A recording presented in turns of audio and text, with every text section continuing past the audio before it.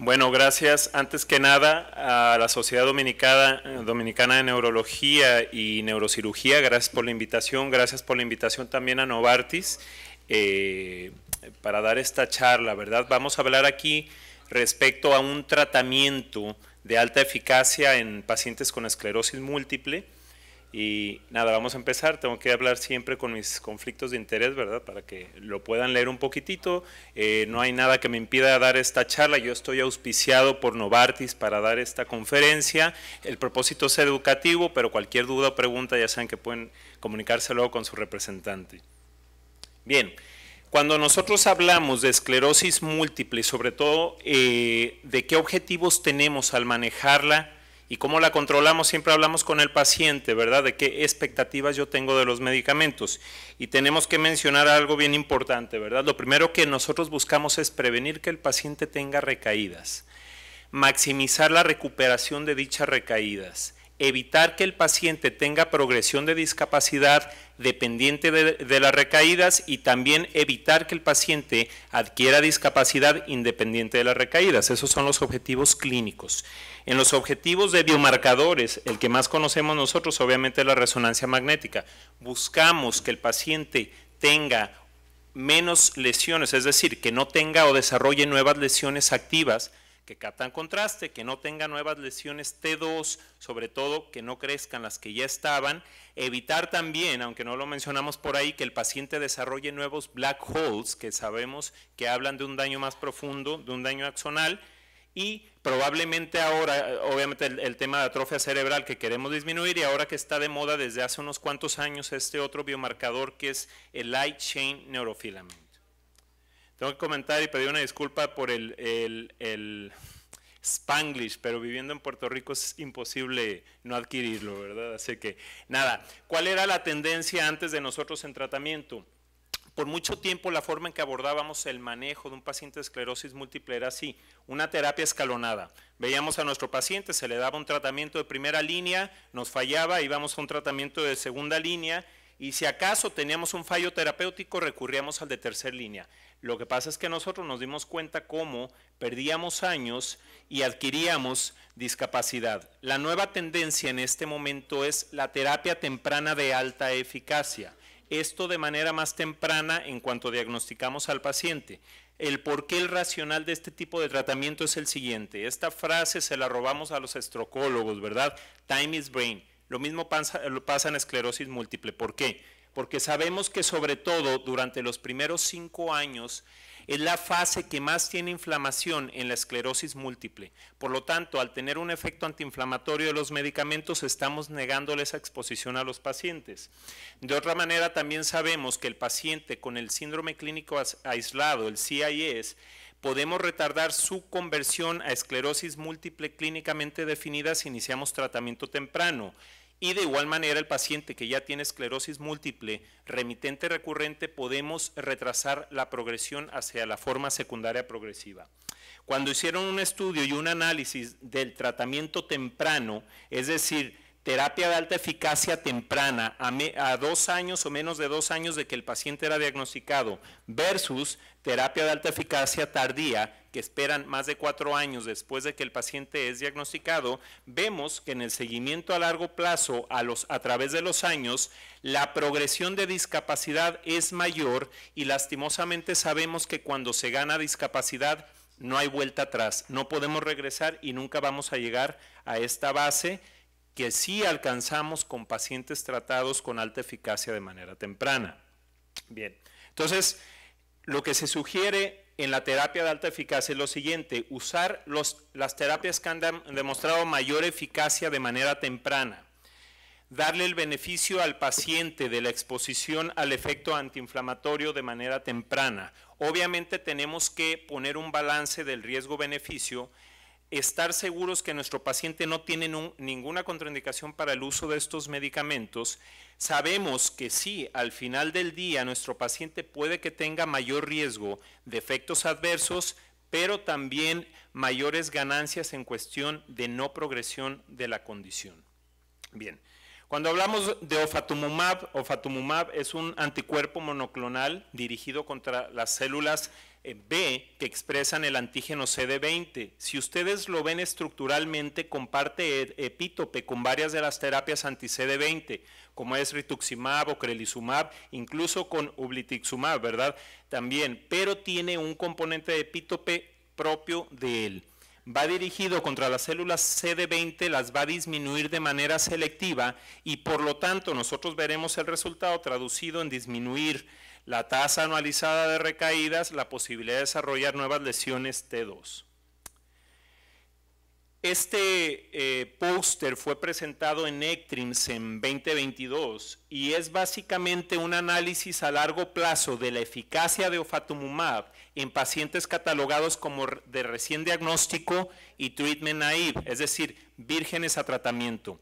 Esto solamente se extrajo un subgrupo de pacientes del estudio pivote Asclepios 1 y 2 y del Alicios, que es el estudio de extensión, básicamente pacientes de recién diagnóstico. Bien.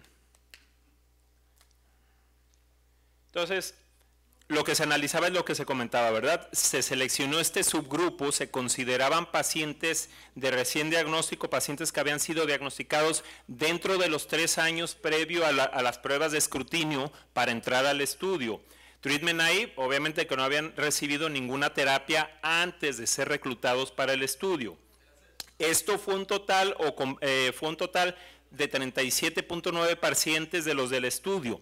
Se evaluó la data de eficacia como en la mayoría de los estudios clínicos, ¿verdad? El Annualized Relapse Rate, el tiempo a que el paciente presentaba progresión de discapacidad confirmada a 3 meses y a 6 meses. Se evaluaron también los parámetros de MRI, el desarrollo de nuevas lesiones activas, captantes de contraste, nuevas lesiones T2 o que las lesiones que ya estaban crecieran de tamaño. Y básicamente se separaron en 2 grupos para este análisis. El grupo continuo, que eran los pacientes que desde los estudios pivote estaban en ofatumumab y en Alicios continuaron en ofatumumab, así se va a llamar el grupo continuo. El grupo switch, que son los pacientes que durante el estudio pivote estaban en Aubayo, ¿verdad? Y que eventualmente fueron cambiados para el estudio de extensión a ofatumumab. Ese es el grupo switch. Para el estudio, el análisis de seguridad, hubo un grupo overall que son todo paciente que recibió mínimo una dosis de ofatumumab y obviamente también el grupo continuo y el grupo de cambio. Los análisis de MRI y de evaluación clínica, Annualized Relapse Rate, se evaluaron entre los grupos y dentro de los mismos grupos. La data de seguridad incluye todo paciente que fue expuesto mínimo a una dosis de ofatumumab. Esto es más o menos para que vean las características clínicas de los pacientes, la edad muy similares, ¿verdad? Todos oscilando entre los 35 años. En el tema de escala de discapacidad estaban entre un 2 a un 2.5 y esto es la población, ¿verdad? Que se incluyó para este subanálisis. Bien, entonces cuando hablamos de uno de los parámetros más importantes, que es la tasa anualizada de recaídas, hubo una reducción de un 42% a favor del grupo que estaba en terapia continua versus el grupo de switch, es decir, a favor de los que continuaron en ofatumumab desde el principio y continuaron en la misma terapia, versus los que iniciaron en teriflunomide y cambiaron a ofatumumab. Cuando se ve el análisis desde el estudio pivote, podemos ver que hubo una reducción de un 43% en la tasa anualizada de recaídas a favor del grupo de ofatumumab versus el de teriflunomide. Pero cuando hicimos el switch para entrar a la fase de extensión, esta caída se dio estrepitosamente aquí de un 76% para el grupo de teriflunomide y los de ofatumumab del grupo continuo siguieron teniendo el beneficio de reducción de la tasa de recaídas. Bien, cuando hablamos de progresión de discapacidad sabemos que tenemos unas medidas ya establecidas en los estudios clínicos, que es progresión de discapacidad confirmada a 3 meses y confirmada a 6 meses, que es lo que más se utiliza. Entonces, cuando se hizo la comparación entre grupos, hubo una reducción, ¿verdad?, en la proporción de pacientes que progresaron en discapacidad confirmada a 3 meses, de un 41% a favor del grupo continuo, ofatumumab, versus teriflunomide o ofatumumab. que si lo vemos en esta tabla se ve más claro cómo el grupo de pacientes que estaban inicialmente en teriflunomide tuvo una pendiente a la alta en progresión de discapacidad. También lo tuvo ofatumumab, pero fue más lenta. Fue entonces hasta la fase de switch cuando se estabilizó un poco más la pendiente. De igual manera continuó estable en los del grupo continuo, pero lastimosamente no hubo una similitud y no hubo forma de alcanzar a los del grupo que estuvieron en terapia continua. Y esto fue consistente para la progresión de discapacidad confirmada a 6 meses. Podemos ver exactamente un 42% de reducción a favor del grupo continuo, y la misma historia pasa aquí. Cuando se hace el switch, se estabiliza de progresión de discapacidad, pero nunca se llega a lo que es el baseline de discapacidad, y sabemos de nuevo que cuando se adquiere discapacidad no hay vuelta atrás. Bien, cuando se habla de la disminución de la actividad inflamatoria de la condición, nos gusta hablar de las lesiones captantes de contraste, y pudimos ver en este póster presentado que hubo una reducción de un 96% en el número de lesiones activas, lesiones que captaban contraste a favor del grupo continuo versus el grupo de switch. Incluso nos vamos desde el estudio clínico, desde el inicio en el estudio clínico los de ofatumumab redujeron dichas lesiones en un 100% comparado con teriflunomide, y en la etapa de switch los de teriflunomide, una vez que hicieron el cambio a ofatumumab, tuvieron una caída de un 99%, ¿verdad? Que fue consistente también en los pacientes que estaban en ofatumumab continuo.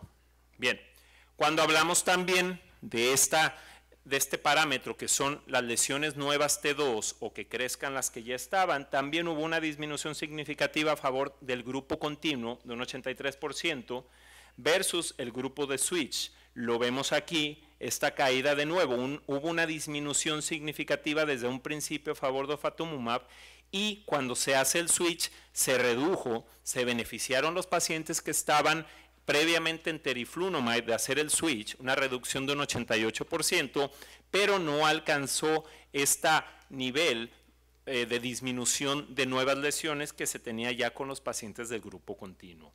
Entonces, tenemos que saber de la data de seguridad, qué pasó con esos pacientes treatment naive o de nuevo diagnóstico, y se sabe que los resultados de seguridad fueron similares al del grupo en general de los estudios clínicos pivote, siendo los efectos adversos más comunes nasofaringitis, injection site reaction, reacciones sistémicas a la inyección, dolor de cabeza, infecciones de tracto respiratorio alto, fatiga, dolor de espalda y COVID.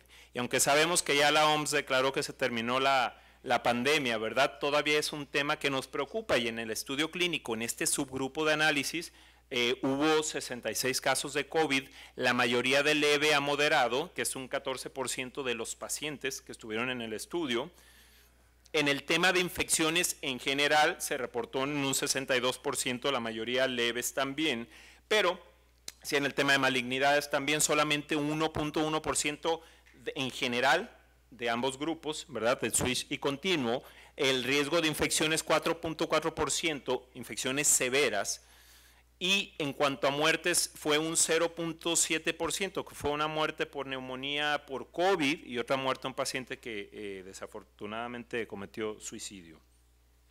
Bien, entonces en las conclusiones básicamente este póster es comentar, ¿verdad?, que sabemos que a 4 años el beneficio del uso de ofatumumab es muy similar en pacientes de recién diagnóstico y treatment naive. Sabemos que también entre más temprano se inicia la terapia de alta eficacia basado en este estudio, es mayor el beneficio, sobre todo en el tema de progresión de discapacidad.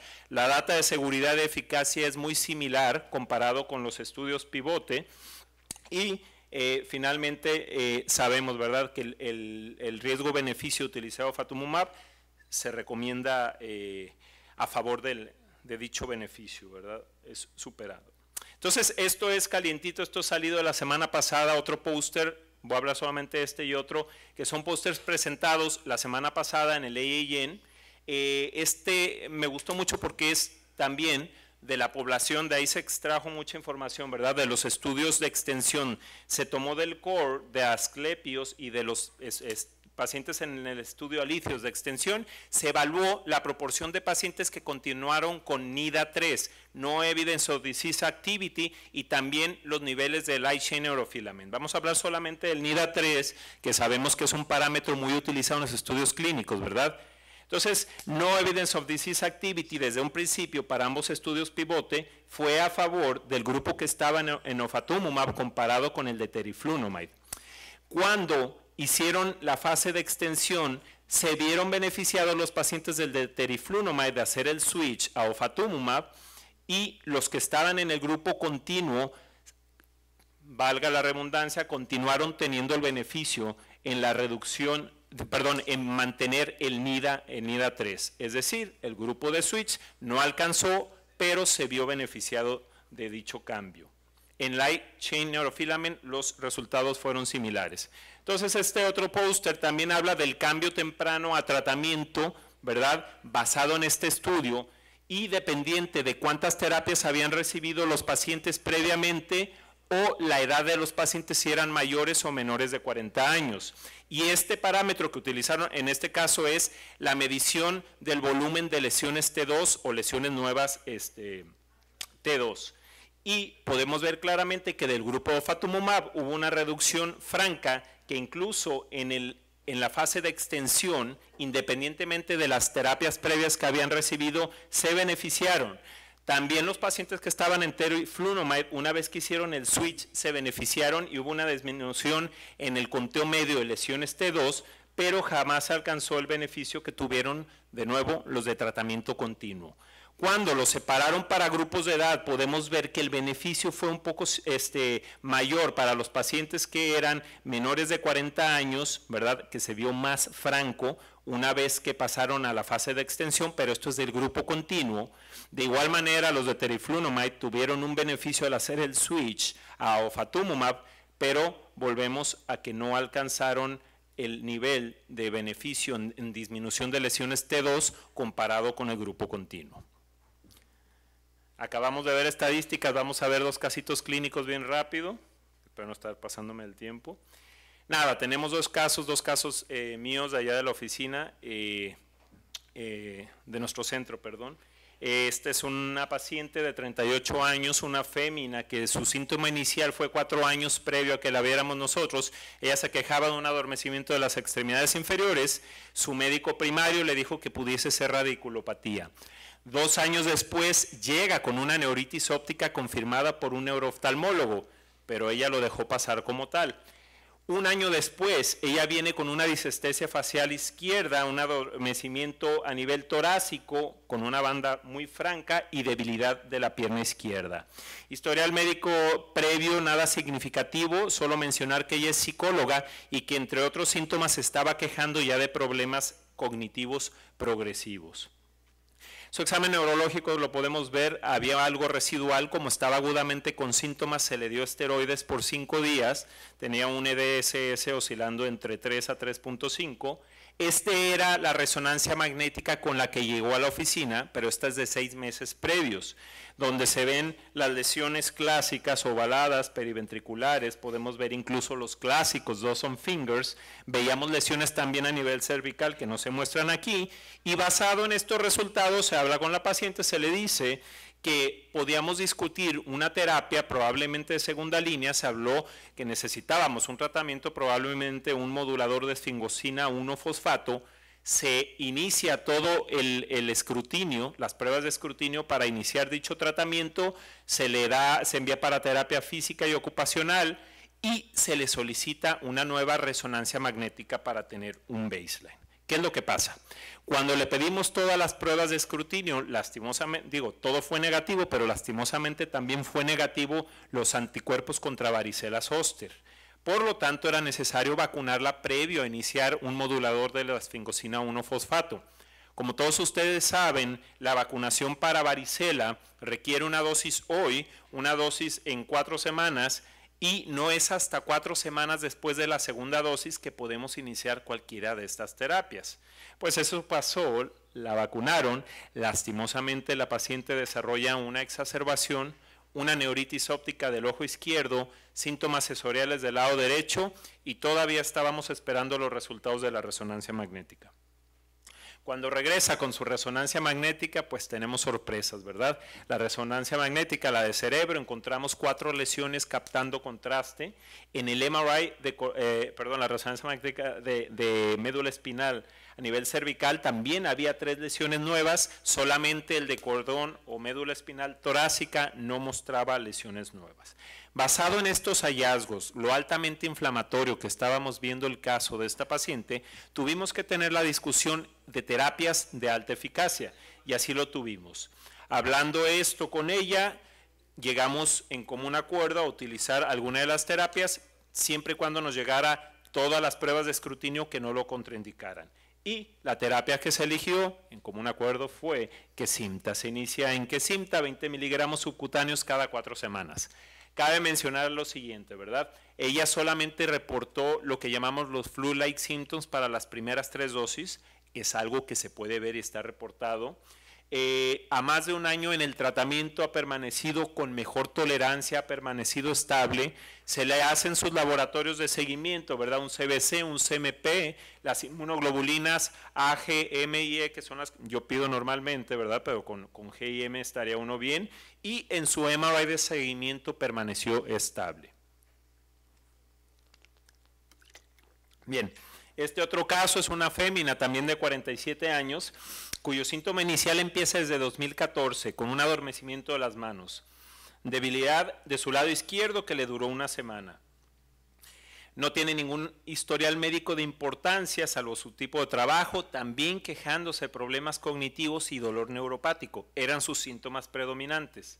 No tenía una discapacidad severa al examen neurológico, cabe comentarlo, y esta es la resonancia magnética de ella, donde vemos las lesiones clásicas, ovaladas, también periventriculares, vemos también unos cuantos Dawson Fingers.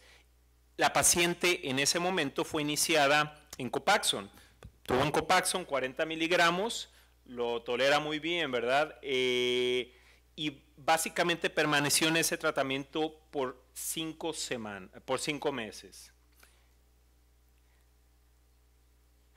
La paciente permanece estable, pero en 2018 empieza a notar ciertos síntomas sensoriales en la mano. Llega con esta queja, nos comenta lo siguiente, se le pide pronto una resonancia magnética de médula espinal cervical y encontramos que tenía una nueva lesión sintomática, se decide entonces hacer un cambio de tratamiento. Se agrega además también para el manejo de su dolor neuropático Cymbalta. Tecfidera es iniciado, 240 miligramos 2 veces al día y dentro de todo había estado estable, tolerándolo bien, ocasionalmente reportada flushing, pero es en 2021, a inicios del año, que la paciente regresa, pero regresa notando más problemas en su balance, más problemas con la marcha, un adormecimiento, incluso unos calambres en extremidades inferiores, y decidimos hacer de nuevo resonancia magnética, donde encontramos al menos 4 nuevas lesiones, entre ellas a nivel de cordón torácico, ¿verdad? Se le hace entonces workup para terapias, entre ellas las inmunoglobulinas, perfil de hepatitis B, hepatitis C, CBC, CMP y varicela, y también se le pide para otras de las terapias de alta eficacia. También la paciente es iniciada en Kesimpta, llama a las 4 semanas quejándose de estos molestos flu-like symptoms. Ella quería descontinuar el tratamiento, pero la asesoramos, le recomendamos que utilizara algún antihistamínico, algún NSAID, y la paciente aceptó hacerlo. Después de hacer la premedicación, sus dosis subsecuentes ya no lo requirió, lo toleró dentro de todo bien y ya a 2 años de seguimiento la paciente ha permanecido clínicamente estable y radiológicamente estable. Así que nada, en conclusiones podemos ver que ofatumumab puede ser utilizado como primera, segunda línea, es una terapia considerada de alta eficacia por lo que ha mostrado en los estudios clínicos. Sabemos que el workup solamente se necesita un CBC, CMP, perfil de hepatitis, inmunoglobulinas, en ocasiones hay quien pide también, dependiendo si tenemos riesgo, ¿verdad? La tuberculina o un mejor marcador de riesgo de tuberculosis, y ya sabemos que tiene una eficacia más de 4 años, ¿verdad? En cuanto a seguridad, eficacia, y que los efectos adversos normalmente son leves a moderados. Así que sin más preguntas, comentarios.